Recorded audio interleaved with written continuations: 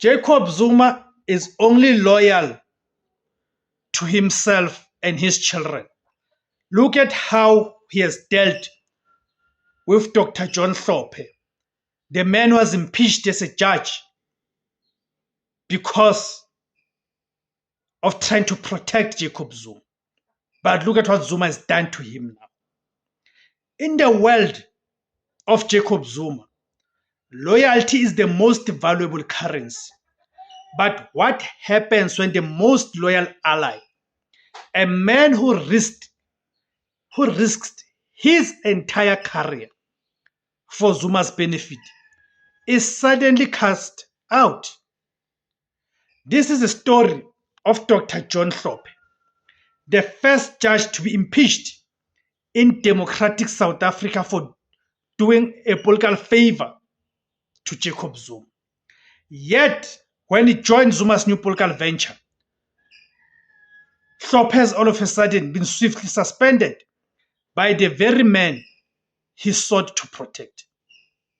This dramatic move, executed on the grounds of internal party discipline, lays bare the chilling truth that Jacob Zuma's primary loyalty is not his allies, but to the ruthless demand of his own political agenda. To understand the betrayal, we must look back to 2008, when John Hlophe, the then Judge President of the Western Cape, was accused of gross misconduct.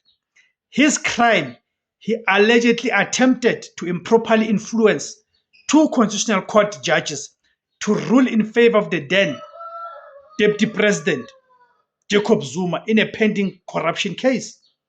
Hlophe denied the claims, but the findings of the gross misconduct was confirmed after a prolonged 16-year battle, culminating in Hlophe's historic impeachment in 2024.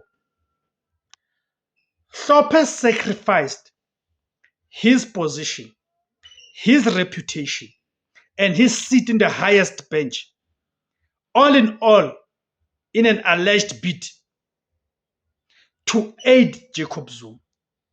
In the eyes of many political observers, Hlophe had earned a life debt from the former president, a belief that was seemingly paid when Jacob Zuma welcomed Hlophe into a high-ranking position within the Umkhonto Party to be his deputy leader of the MK Party, and also the leader of the Umkhonto Party in parliament. That debt was abruptly and publicly cancelled. As president of the Umkhonto Party, Jacob Zuma issued a decision to suspend Dr. John Hlophe from his role as the party's deputy president and leader of his parliamentary caucus. The stated reason was a breach of collective leadership. Hlophe had unilaterally effected leadership changes in parliament without consulting Zuma or the party's top structures. But there's no party top structures. The party top structures is Jacob Zuma and Duduzile Zuma. That's a fact. The irony is stark. John Hlophe was removed from his judicial post for a breach of judicial independence on behalf of Jacob Zuma. He was removed from his political post for a breach of party discipline on behalf of the parties Zuma controls. In the Umkhonto Party, unlike in the Constitutional Court, there are no long drawn-out appeal processes. Political loyalty is immediate, total, and disposable. The move reinforces the long-standing critique that Jacob Zuma's political style is deeply paternalistic. Commentators have frequently likened his approach to that of a traditional chief, using his office to distribute patronage and demand absolute personal allegiance. When Hlophe acted unilaterally, even if it was on party matters, he demonstrated an independent political power that threatened Jacob Zuma's total control. That's where the matter lies. This is where the charge of only loyal to his children gains traction. Jacob Zuma's children remain free to engage in controversial and highly political actions, often in defense of their father, seemingly inhuman from the disciplinary acts wielded against the allies like Hlophe.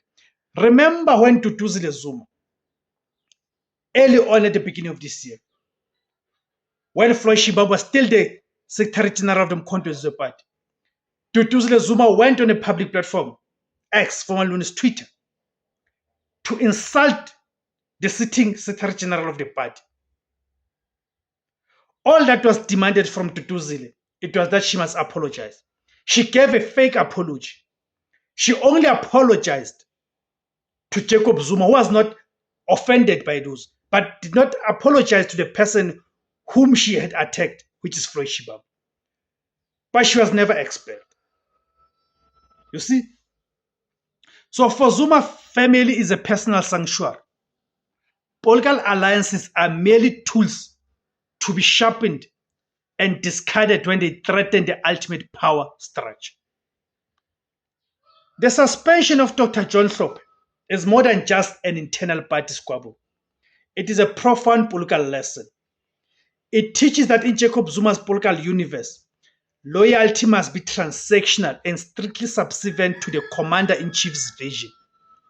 When an ally's independence, even the independence of a debt of honor, clashes with the immediate need for absolute control, the ally is jettisoned.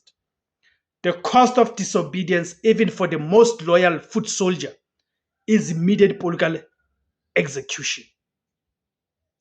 It was Julius Malema who, when he was being expelled from the ANC, said that Jacob Zuma uses people and then throw them out like they are used condoms.